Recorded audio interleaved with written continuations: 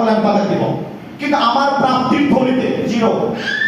আমি স্যারদের কাছে আমি খুবই প্রার্থনা করি এবং আমাকে আশীর্বাদ করে আমার প্রাপ্তির থলিতে আমি যদি কিছু অর্জন করতে পারি। এখন প্রশ্ন করতে পারেন, তাহলে 6 বছর কমপ্লিট করো বাবা, তুমি প্রাপ্তির থলিটা কেন জিরো রেখেছো?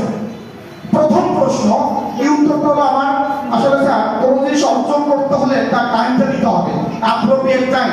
তার মানে আমি আমার বিসিএস কেন্দ্রিক এবং ব্যাংক কেন্দ্রিক পড়ালেখা করে আমি আগাচ্ছি। আশা করি সামনে কিছু রিটার্ন আছে এবং ভালো কিছু ভাইবা আছে। যদি আমি ওখান থেকে অর্জন করতে পারি, সেটা আপনাদেরকে দিচ্ছি, 100% আপনাদেরকে দিচ্ছি। আমার জীবনে আপনারা ছাড়া কখনো কোনো শিক্ষকদের অনেক বড় ডেভেলপিং কায়দায় আমার মনে কখনো আমার স্থান পেতে পারিনি।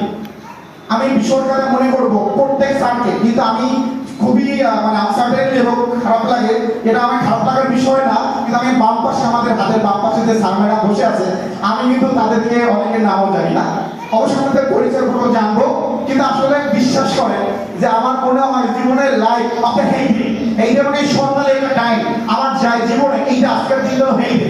তাহলে এই জন্য আমি এই দিনে যা কিছু বলতে পারবো, আমার কথার আবেগটা এতটা বেশি ছিল, আমি সবার মতো কথা বসে বলতে পারিনি। আমার নাম এইটা, আমার প্রাপ্তির থলে এটা, আমার প্রাপ্তির থলে কিছু নেই। কারণ আমি যখন স্কুলে শুরু করলাম পড়ালেখা, আপনারা শুনতে বলছে মানুষের মতো মানুষ হবে, সবাইকে সেবা করবে, দেশের কাছে নিজেকে প্রাণ বিসর্জন করবে। কারণ আমরা যখন শপথপত্র বাক্য পাঠ করতাম, তখন শেষ প্রান্তে এই কথাগুলো ছিল না।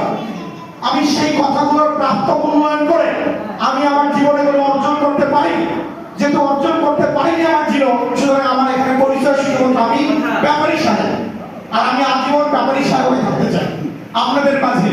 আপনারা যদি মনের গঠনে একটা বিন্দুতেও কোনো প্রান্তরে যদি আমার নামটা মনে রাখেন স্যার, আমি আসলে সারা জীবন মনে রাখবো। মাঝে মাঝে আমার শ্রদ্ধেয় শিক্ষক সুনীল স্যার এবং কালু স্যার, যেহেতু আমার নানা ভাইয়ের সাথে কাছাকাছি দেখা হয়, স্যারদের সাথে দেখা হয়, আমার কখনো হয়তো পালিয়ে চলে যায়, কারণ হয়তো স্যারেরা আসলে অনেক রকম অনেক ভাবে, কেন আমি তো অর্জনের কথা শুনবো যেন আসলে দিন শেষে স্যার আমি কি পেলাম এটাই মূল্যবান।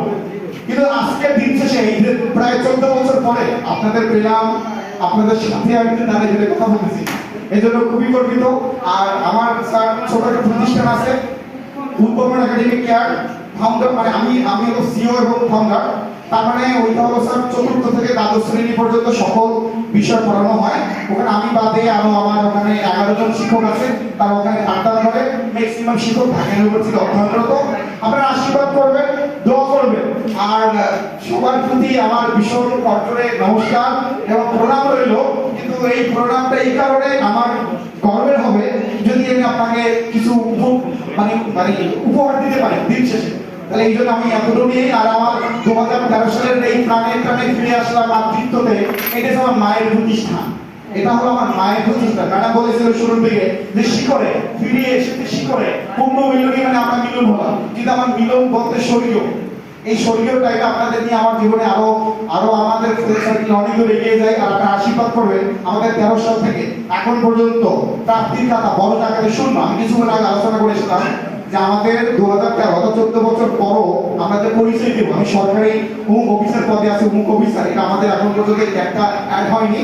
এই জন্য আমি সবার পক্ষ থেকে, মানে of the whole of my friends, তারপরে সবার পক্ষ থেকে আমি আপনাদের কাছে আমি মানে কৃতজ্ঞ এবং করজোড়ে আমি আমার নমস্কার বা আমার প্রার্থনা এই যে আপনারা আশীর্বাদ করবেন এই যে একটা টুডে টুমরো আমার প্রত্যেকটা ফ্রেন্ড না হলো মিনিমাম 50% ফ্রেন্ডের জন্য সেটা আপনাদের দিতে পারে। এইটা বলে আমার সংক্ষিপ্ত কথা শেষ করলাম। ভুল দুইটা হলে সারা আমার প্রাণের প্রতিষ্ঠান, আমার শিকড়ের প্রতিষ্ঠান, আমার ভালোবাসার প্রতিষ্ঠান, আমাকে মাফ করে দেবেন।